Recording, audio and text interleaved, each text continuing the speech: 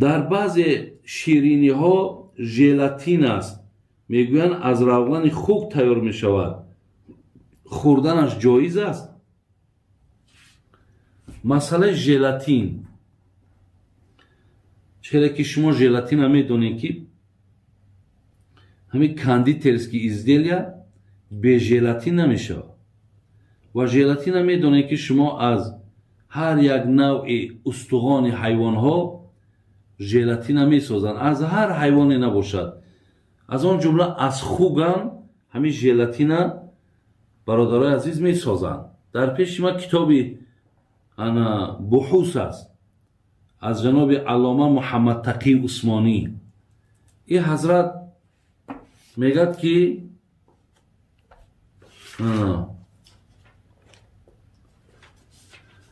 خب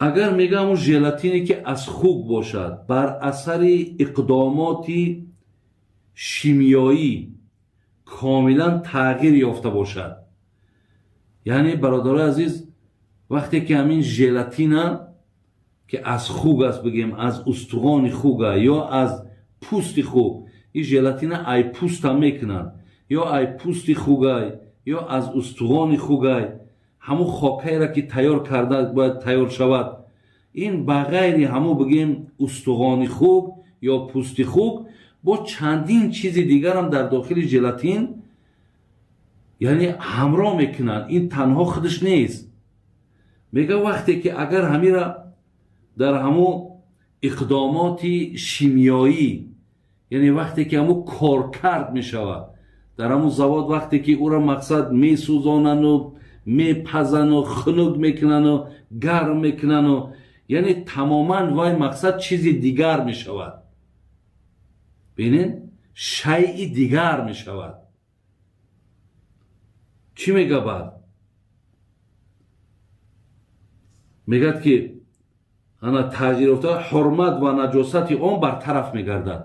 این حالت دا میگه دیگه یعنی همو نجاست بودنش و حرام بودنش میگه برطرف میشود، زیرا که این دیگر عیناً بگیم همو عینی همو استخوان و پوست نیست دیگر، این تماما وقتی کار کرد که شد، این را وقتی گفتی همو روسا پری رباط که میکنن، این دیگر چیزی دیگر میشود. میگه برای همین میگه یعنی نجاست بودنش و حرام بودنش بین میرود، ولی در صورت عدم تغییر حقیقت و ماهیت پلیدی و حرمت به حال خود باقی خواهد ماند.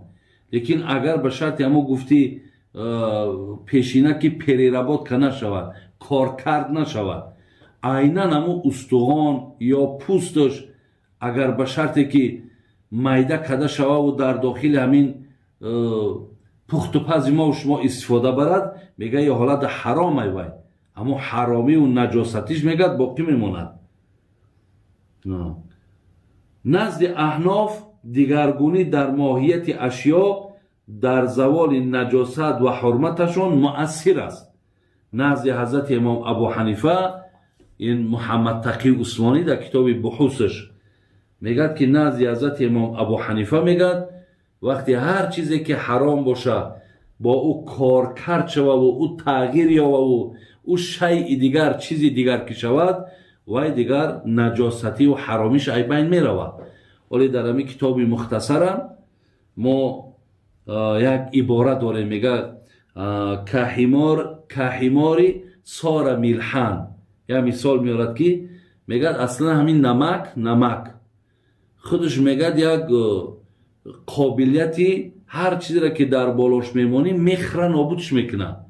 یعنی ما در کوهی نمک اگر برده میگه یک خره برای در بالای همون کوهی نمک مانید، یعنی یک خری مرده را بعدا میریم یگان ما پسای دو ما پسای که همون نمک همون خر خورده نابود کردگیه.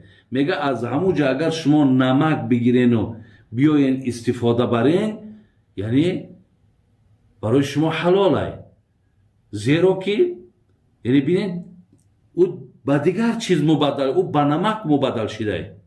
خر نمک شیدگیه. برامین یعنی اگر چه خری مرده بود یا ماه پیش یا 2 ماه پیش، وقتی با نمک که اگر تبدیل کیافت، ما نمک کمی خیلی میگه زیروی دیگر چیز شید. از همین لحاظ این مسئله را انا خوب اهمیت بتین. این عزیزای خدا برای ما و شما بسیار عادی کده و ساده کده فهموندن.